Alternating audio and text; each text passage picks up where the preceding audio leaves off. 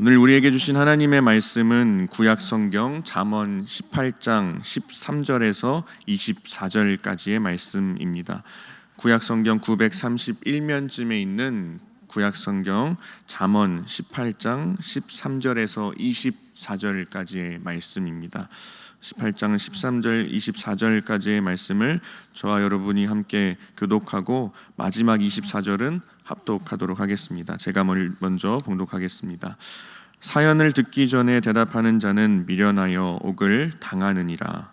사람의 심령은 그의 병을 능히 이기려니와 심령이 상하면 그것을 누가 일으키겠느냐. 명철한 자의 마음은 지식을 얻고 지혜로운 자의 귀는 지식을 구하느니라. 사람의 선물은 그의 길을 넓게 하며 또 존귀한 자 앞으로 그를 인도하느니라. 송사에서는 먼저 온 사람의 말이 바른 것 같으니 그의 상대자가 와서 밝히느니라. 제비 뽑는 것은 다툼을 그치게 하여 강한 자 사이에 해결하게 하느니라.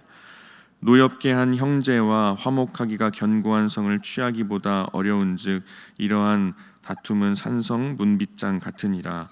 사람은 입에서 나오는 열매로 말미암아 배부르게 되나니 곧 그의 입술에서 나는 것으로 말미암아 만족하게 되니. 죽고 사는 것이 혀의 힘에 달렸나니 혀를 쓰기 좋아하는 자는 혀의 열매를 먹으리라. 아내를 얻는 자는 복을 얻고 여호와께 은총을 받는 자니라. 가난한 자는 간절한 말로 구하여도 부자는 엄한 말로 대답하느니라. 많은 친구를 얻는 자는 해를 당하게 되거니와 어떤 친구는 형제보다 친밀하니라. 아멘. 지금 이 시간 우리가 만났지만 이라는 설교의 제목으로 함께 말씀 나누길 원합니다. 우리가 사람을 가리켜 사회적 존재라고 일컫는 이유는 사람이 살면서 우리의 인생 가운데에 결코 혼자서는 살아갈 수 없기 때문입니다. 사람들은 겉으로는 혼자서 참 잘 살아가는 것 같지만 우리는 우리의 인생을 살아가면서 우리의 삶을 살아가면서 끊임없이 어떤 존재를 만나게 되고 또 우리 마음 가운데는 사람들 간의 그 관계에 대한 열망을 품고 살아가는 존재가 바로 우리 인간이라는 존재입니다. 이것은 우리의 일상적인 삶에서도 그렇지만 우리의 교회에서의 신앙생활에서도 마찬가지입니다. 교회 생활을 하면서 많은 사람들을 만나게 되고 관계를 맺어가게 되는 우리의 모습들을 발견할 수 있습니다. 그런데 참 아이러니하게도 우리가 이 만남을 추구하고 관계의 형성을 열망하는 존재임에도 불구하고 우리는 어떤 관계가 어떤 만남이 참된 만남인지 참된 관계를 이루어가는 것인지 또 더 나아가서 참된 공동체를 만들어가는 것인지에 대해서는 잘 모르며 살아가게 되는 것을 발견하게 됩니다. 그래서 우리가 교회 안에서 신앙생활을 하면서도 또 그 가운데 많은 관계를 맺으며 많은 사람들을 만나며 살아가면서도 상처받는 일들도 많이 있게 되고 그래서 관계가 무너지는 일들도 경험하게 되고 그래서 더 나아가서 공동체가 무너지는 일들도 경험하게 됩니다. 그래서 오늘 설교의 제목처럼 사실 이 설교의 제목은 너무나도 유명한 그 생텍쥐베리의 어린 왕자에서 어린 왕자가 한 대사에서 제가 이 설교의 제목을 짓게 되었습니다. 우리가 만났지만 우리가 만났을까? 라는 이런 질문을 하게 되는 것입니다. 우리가 만났지만 우리가 만났을까? 우리가 만났지만 우리의 이 만남이 정말 참된 만남일까? 참된 이 관계 맺음일까? 라는 질문을 던지게 되는 것입니다.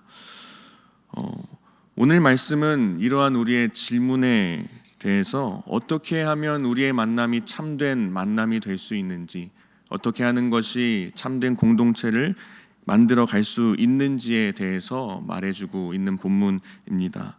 우리의 인간 관계와 또 공동체에 대한 지혜에 대해서 말하고 있습니다. 오늘 말씀을 통해 바라고 원하기는 우리의 가정 공동체가 또한 우리의 교회 공동체가 더 나아가서는 우리가 살아가면서 맺고 있는 모든 그 관계 맺음이 하나님께서 기뻐하시는 참된 공동체의 모습이 되길 간절히 소망합니다. 오늘 말씀 13절에서 15절까지의 말씀을 보면 성급함과 경청에 대해서 이야기하고 있습니다. 먼저 13절 말씀에서는 사연을 듣기 전에 대답하는 자는 미련한 자라고 말하고 있습니다. 참 오늘 본문 말씀을 통해 잠언에 대해서 생각해 보게 된다면 이 잠언 말씀이 우리에게 흥미롭고 재미있게 다가오는 이유는 우리 마음에 너무나도 공감이 되는 실제적인 이야기를 담고 있기 때문이지 않을까 생각해 보게 됩니다.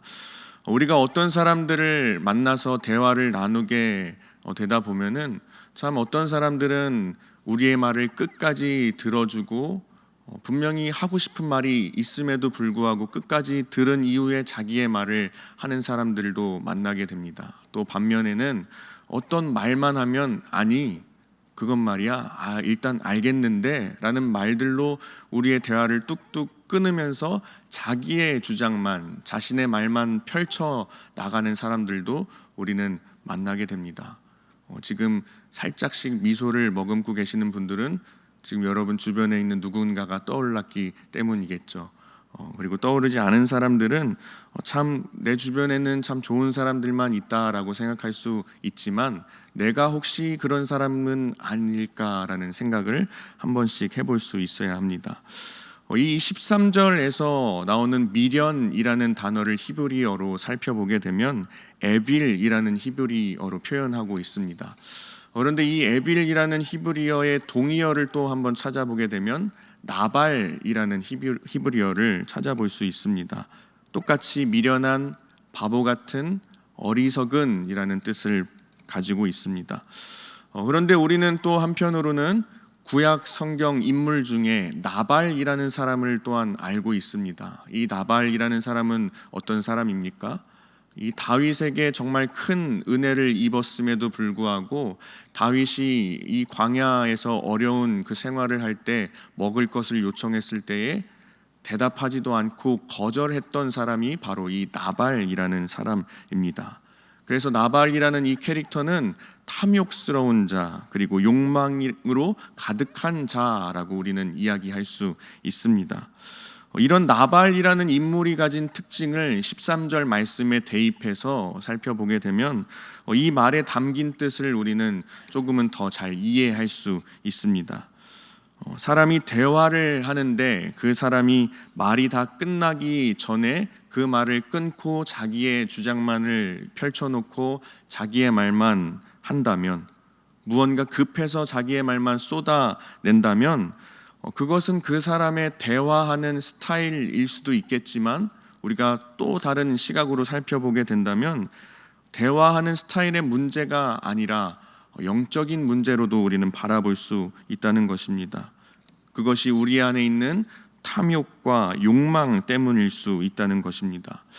여러분 누구에게나 그러한 요소가 잠재적으로 있는 것 같습니다. 저도 마찬가지입니다. 제 안에 대화를 할 때에 끊고 제 이야기를 더 하고 싶어지는 그런 일들을 경험하게 됩니다.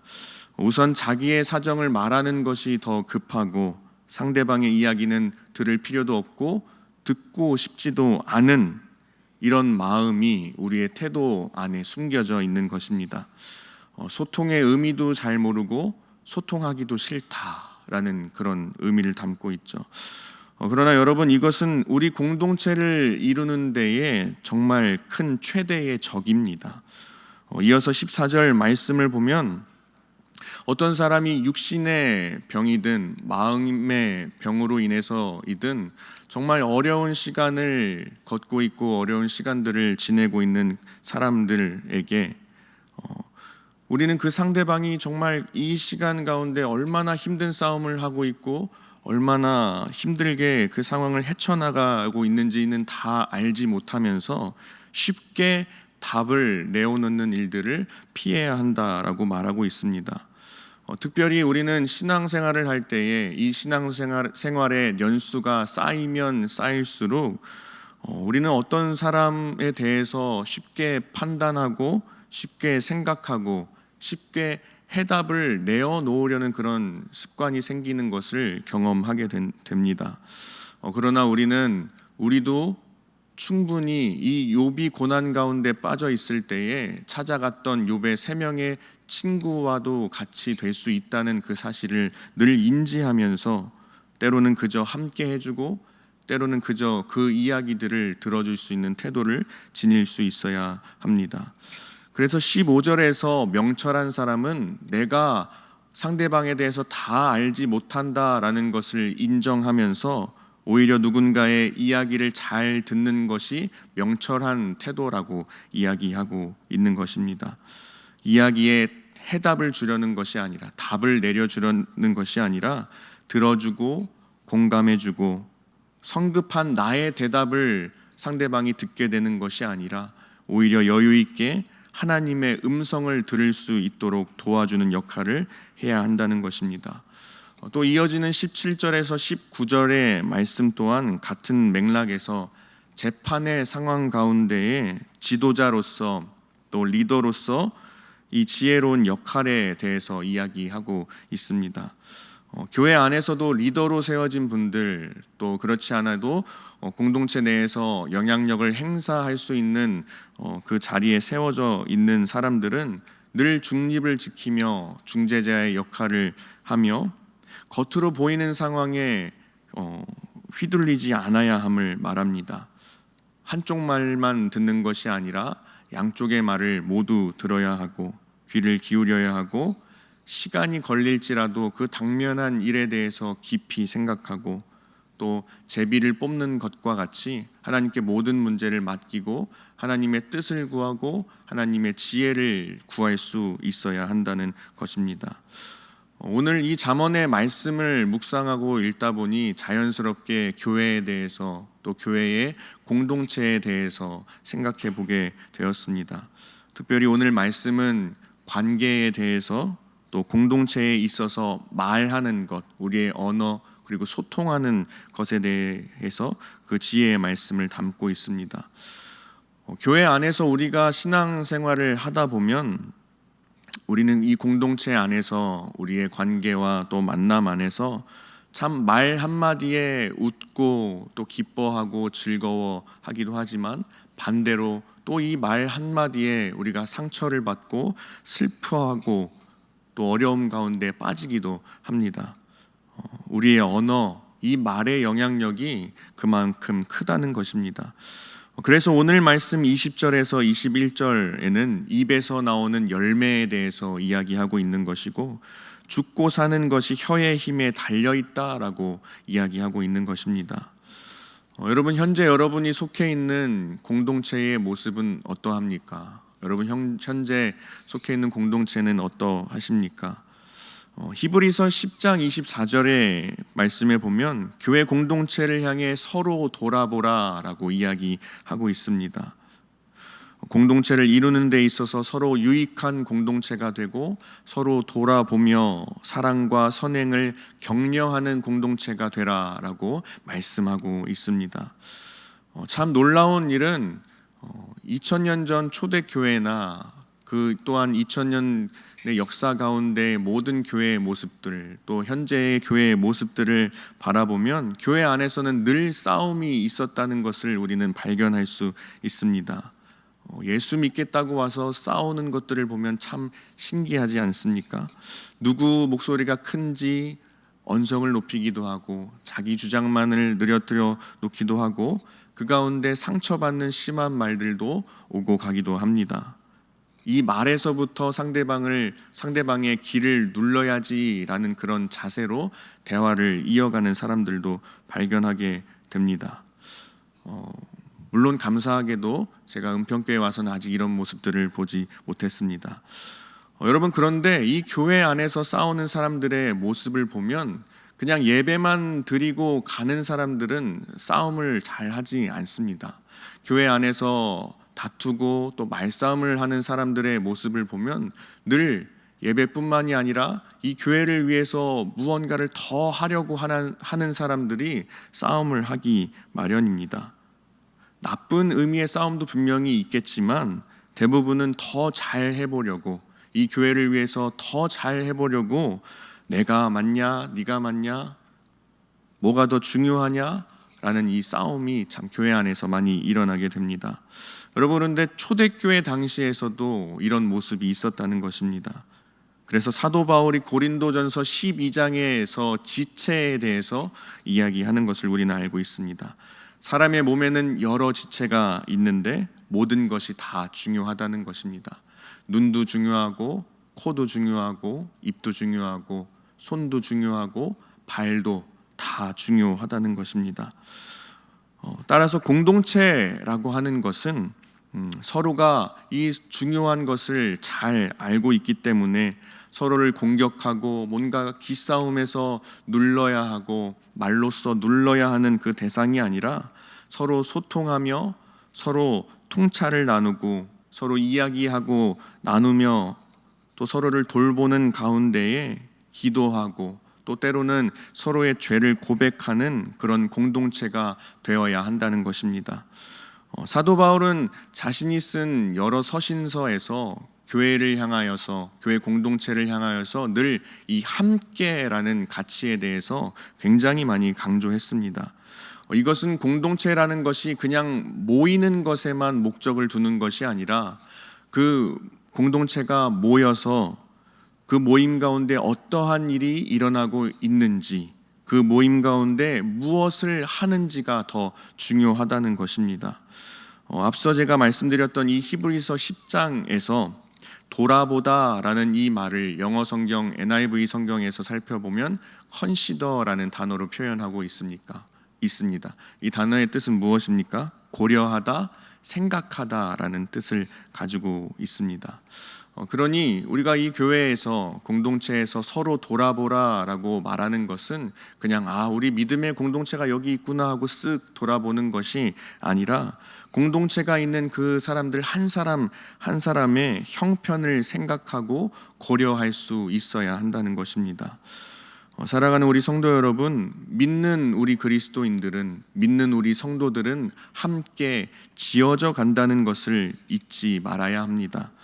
예수님께서도 우리 교회를 위해서, 우리 공동체를 위해서 친히 모퉁이 돌 되시고 우리를 연결시켜 주셔서 정말 주 안에서 하나님이 거하실 처소, 하나님의 성전으로 함께 지어져 가도록 하셨습니다. 지어져 갔었다, 지어져 갔다, 완료형으로 끝나는 것이 아니라 아직 우리는 어떻게 보면 공사 중인 사람들인 것입니다. 지어져 가고 있는 진행형인, 아직도 지어져 가고 있는 공사 중인 우리 공동체라는 것을 기억할 수 있어야 합니다. 그렇기 때문에 우리가 교회 안에서 신앙생활을 하다가 참 저 사람만 없으면 좋을 텐데, 저 인간만 없으면 우리 공동체가, 우리 교회가 더 건강하고 기쁜 공동체가 될 수 있을 텐데 라는 이런 생각들이 있다면 여러분, 그런 것들을 입 밖으로 표현하는 것이 아니라 그런 생각들을 우리 내면 안에서 바꾸어 나갈 수 있길 간절히 소망합니다. 요즘은 참 대놓고 앞담화도 많이 하지만 뒷담화를 할지라도 그 뒷담화의 내용들이 돌고 돌아서 그 상대방에게 전달된다면 그 상대방이 얼마나 큰 상처를 입겠습니까? 우리는 그보다는 오히려 그 사람 덕분에 내가 괜찮아지고 있고 내 덕분에 그 사람도 유익을 본다라고 생각할 수 있어야 합니다. 그 사람이 없었더라면 내가 훨씬 더 못한 사람이 되었을 수 있겠구나라고 생각할 수 있어야 한다는 것입니다. 더 나아가 좋지 않은 마음을 품고 있는 나를 위해서 기도하고 또 상대방을 위해서도 기도할 수 있는 모습이 있어야 합니다. 여러분, 우리 출애굽기에 보면 모세가 율법을 받으러 시내산에 올라가 있는 동안 이스라엘 백성들이 금송아지를 만들게 되고 그 금송아지를 만든 모습을 보고 하나님께서 진노하시는 모습이 나타나게 됩니다. 하나님께서는 모세에게 이 백성을 내가 싹 쓸어버리고 너로 새 민족을 이루겠다라고 진노하시며 말씀하십니다. 여러분, 그런데 이에 대한, 이 하나님의 진노의 말씀에 대한 모세의 대답이 어떠했습니까? 출애굽기 32장 31절에서 32절까지의 말씀에 보면 이렇게 대답했습니다. 이 백성이 자기들을 위해서 금신을 만들어 싸우니 큰 죄를 범하였나이다. 그러나 이제 그들의 죄를 사하시옵소서. 그렇지 아니오면 원하건대 주께서 기록하신 책에서 내 이름을 지워버려 주옵소서. 사랑하는 우리 성도 여러분, 이런 마음을 품어보신 적이 있으십니까? 이런 모세와 같은 마음이 저와 여러분 가운데 있기를 소망합니다. 교회에, 내가 속해 있는 공동체에 마음에 안 드는 사람이 분명 있을 수 있습니다. 그 사람이 좀 사라지면 좋겠다, 없어지면 좋겠다라고 생각할 수도 있습니다. 그러나 그렇게 생각하는 것이 아니라 이 사도 바울이 계속해서 강조했던 함께라는 이 생각 속에서 오히려 그들을 안타까워하는 마음을 품고 살아갈 수 있어야 합니다. 이스라엘 민족이 구원을 얻기 위해서라면 내가 저주를 받아 그 생명책에서 끊어지는 한이 있더라도 그들이 구원을 받았으면 좋겠다라는 그런 마음을 우리는 가질 수 있어야 한다는 것입니다.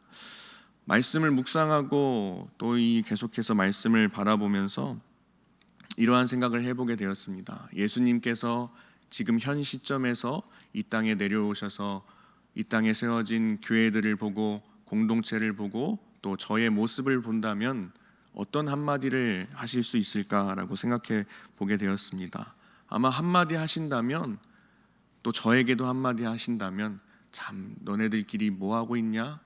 너 지금 뭐하고 있냐? 라고 말씀하실 수 있지 않을까 생각해 보게 되었습니다. 여러분, 그러나 예수님께서는 2000년 전 그 당시에 모세와 같은 마음으로 우리를 위해, 우리의 구원을 위해 사망 아래에 자기 자신을 두셨습니다. 사랑하는 성도 여러분, 함께 신앙생활을 하는 그 성도들에 대해 이러한 마음을 품을 수 있는 저와 여러분 되길 소망합니다. 모세와 같은 마음, 예수님과 같은 마음으로 우리 교회 안에서 공동체를 세워나갈 수 있길 간절히 소망합니다. C.S. 루이스는 기독교는 근본적으로 갈아엎어지는 것이다 라고 이야기했습니다. 주 안에서 이미 새로운 피조물 된 저와 여러분들 매 순간순간마다 매일마다 갈아엎어져서 우리의 마음이 변하고 우리의 말과 우리의 언어가 변하고 또 공동체 안에서 우리의 태도가 변해서 정말 아름다운 공동체, 아름다운 교회를 세워나갈 수 있길 간절히 소망합니다. 헨리 나우에는 공동체라는 책에서 이렇게 말하기도 했습니다. 우리가 서로에게 부서진 흙이 되면 거기서 새 생명이 움튼다. 이것이 친밀함의 아름다움이다. 여러분, 이런 아름다움이 우리 교회와 공동체 가운데 나타나길 원합니다. 그래서 우리가 만났지만 우리가 만났을까? 라는 질문을 하면서 살아가는 것이 아니라 우리의 만남이 정말 참된 만남임을, 우리의 공동체가 정말 하나님께서 기뻐하시는 참된 공동체임을 고백하며 그 안에서 기쁨을 누리며 살아갈 수 있게 되는 저와 여러분 되길 간절히 소망합니다. 우리 함께 기도하며 나아가겠습니다. 오늘 말씀을 기억하며 나를 통하여 내가 속한 공동체가 참된 공동체로 세워질 수 있도록, 또 함께 지어져가는 공동체를 위해 내가 먼저 변화될 수 있도록, 또한 각자 가지고 나오신 기도의 제목을 두고 우리 주님의 이름 한번 부르고 함께 기도하며 나아가겠습니다.